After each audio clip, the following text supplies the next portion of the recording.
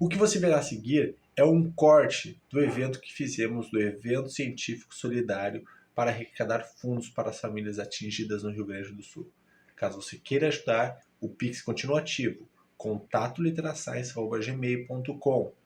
Se você quiser ver o evento completo, ele está nos vídeos ao vivo aqui no canal. Fica aí com o corte.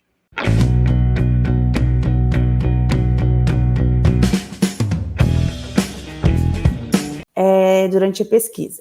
Tem dois tipos de estratégia, preventiva e analítica. A estratégia preventiva vai ser, então, para controlar o confundimento ainda no desenho experimental. Então, para prevenir que esse confundimento esteja presente ali na pesquisa.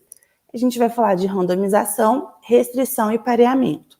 E a estratégia analítica vai ser quando existe um confundimento, ele precisou estar ali, né, não teve como usar uma estratégia preventiva, mas então durante a análise estatística vamos ver como que a gente pode diminuir esse confundimento. E a gente tem estratificação e análise multivariada. Então vamos falar primeiro desses três de estratégia preventiva. Então a randomização. O objetivo da randomização vai ser então potenciais fatores de confundimento para que eles sejam distribuídos equanimemente entre os grupos de exposição. Então, tudo bem, a gente tem o fator de confundimento, mas vamos ver, então, como que a gente pode distribuir esse fator de uma forma equitária, né, entre os grupos de exposição. Então, pegando aquele exemplo anterior, como confundidor a idade materna, a gente vai tentar distribuir a idade materna. Em que sentido?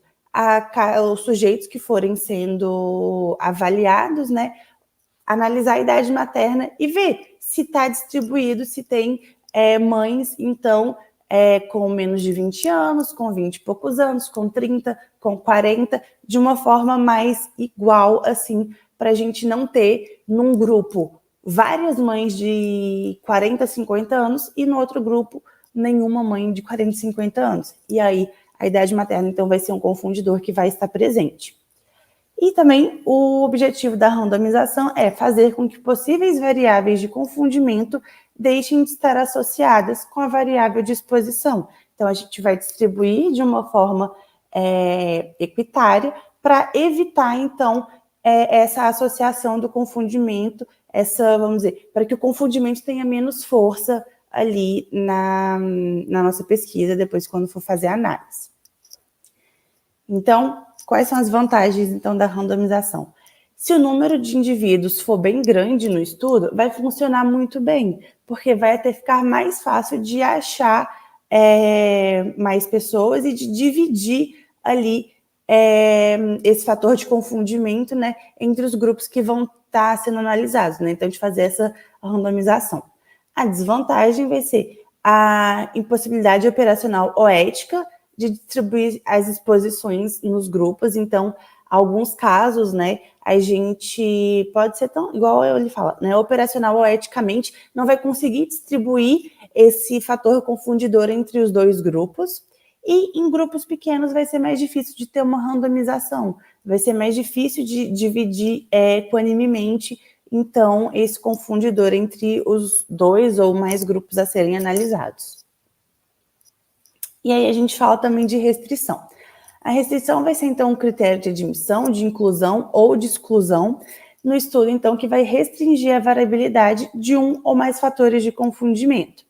Por exemplo, se for restrito ao sexo masculino, a gente tem um fator de confusão ali que vai ser restrito, que vai ser o sexo. Dependendo, né, do que estiver sendo analisado, se a gente entender que o fator de confusão é o sexo, então, selecionando um sexo só, a gente vai restringir, então, esse fator de confundimento.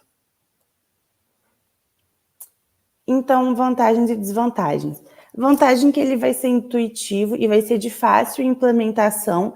Então, se você, claro, nos casos que são possíveis, né? Tem aquele fator de confundimento, mas se a gente dividir aquele grupo, se a gente restringir aquele grupo, tudo bem. a gente não tem mais aquele fator de confundimento. E as desvantagens é que existem variáveis que vão ser desconhecidas, né? Que por estar restringindo, a gente pode ter alguma variável desconhecida. Pode diminuir a disponibilidade de indivíduos, porque, vamos dizer, a gente tinha, então, falando, né, na questão do sexo, tinha homens e mulheres, tinha aquele tanto de pessoas na faculdade, vamos dizer, que a gente ia estar analisando, ia estar pesquisando, e a gente restringe só para o sexo masculino, diminui consideravelmente o número de pessoas disponíveis. E dificulta a generalização dos resultados. Então, a gente não pode generalizar para todas as pessoas se o estudo somente foi feito pesquisando indivíduos do sexo masculino. No caso também, né, os outros confundidores que forem tendo. E a gente tem o pareamento, que para cada indivíduo, então, do grupo controle, vai ter um indivíduo no grupo teste com características idênticas, assim, é o ideal, né? Mas com características mais semelhantes, exceto o fato estudado.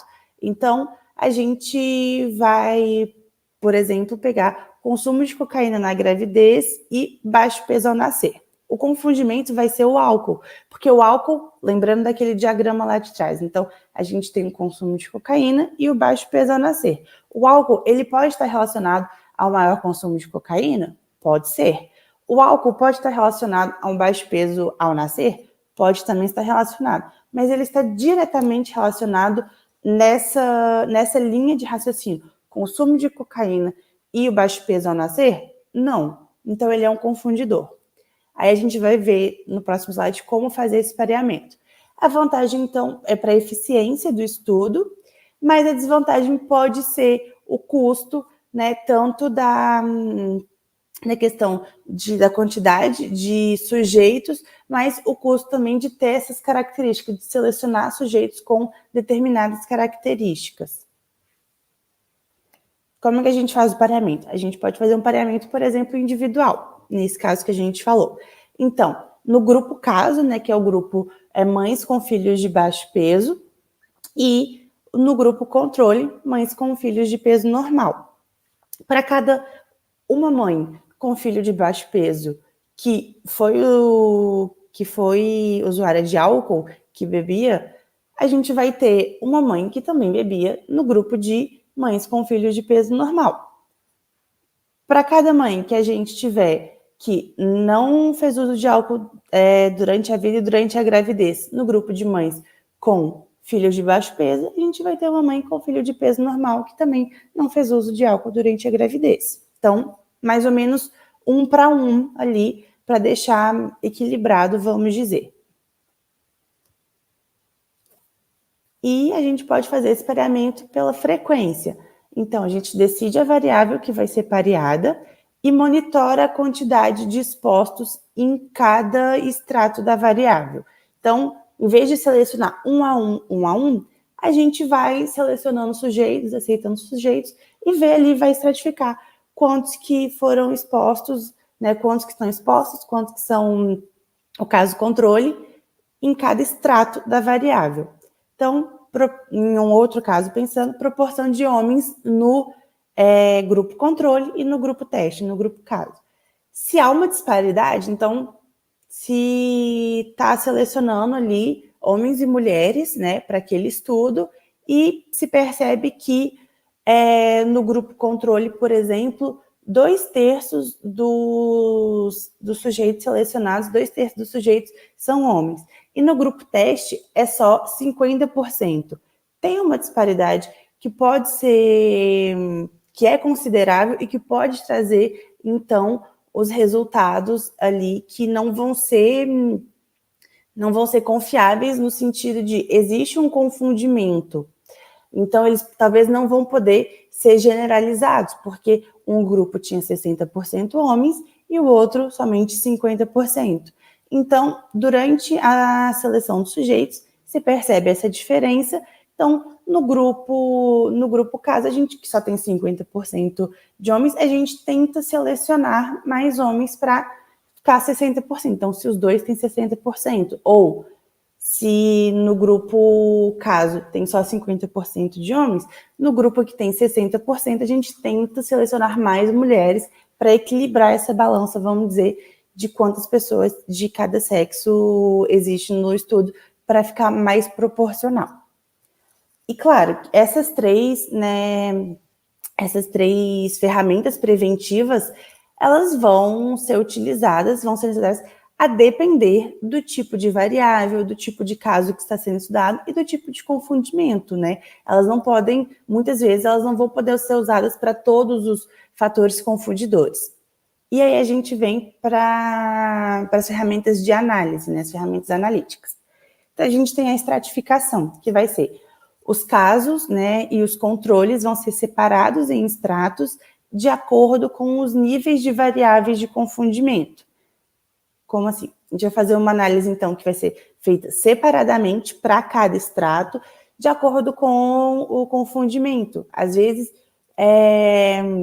porque aquela variável de confundimento que foi identificada e que foi selecionada, ela pode ser dividida e estratificada. A vantagem é que é mais direta e mais lógica. Então, esse tem um fator de confundimento, uma variável de confundimento que não vai influenciar tanto.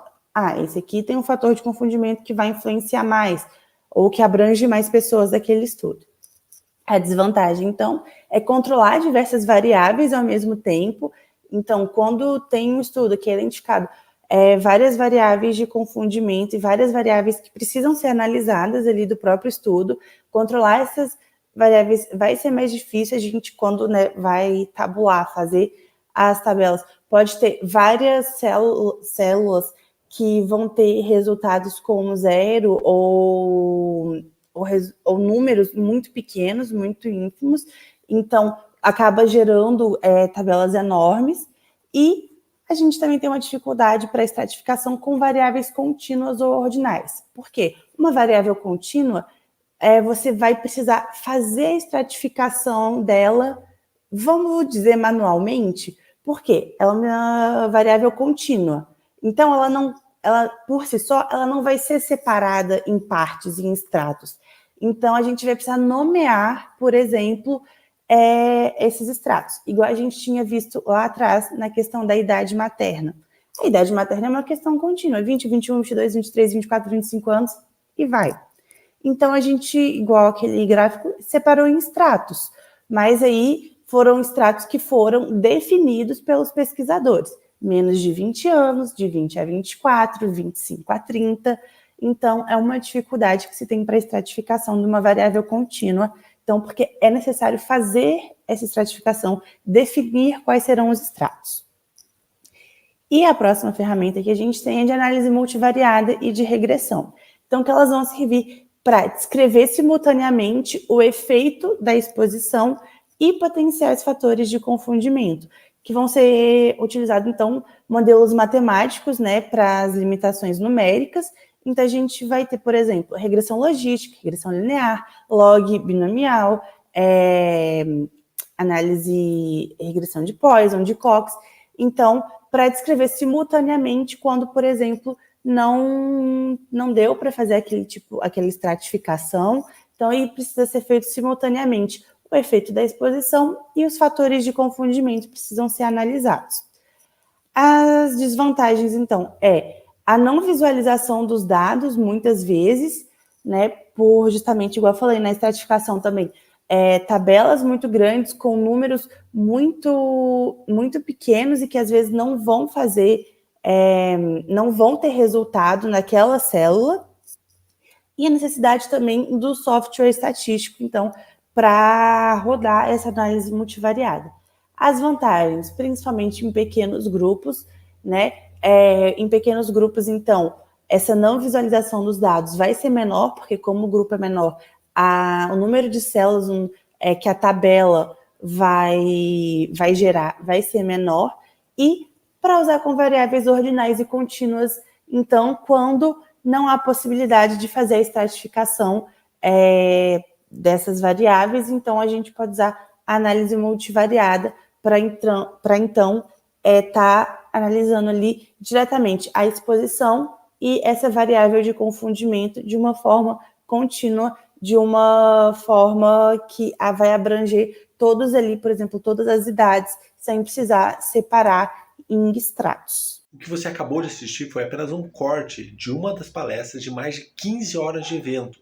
Se você tem interesse em assistir o evento completo, ele está toda a transmissão aqui no LiteraScience. Se inscreva no canal para não perder nenhuma notificação, haverá mais cortes como este. Um beijo a todos, deixe seu comentário e tchau.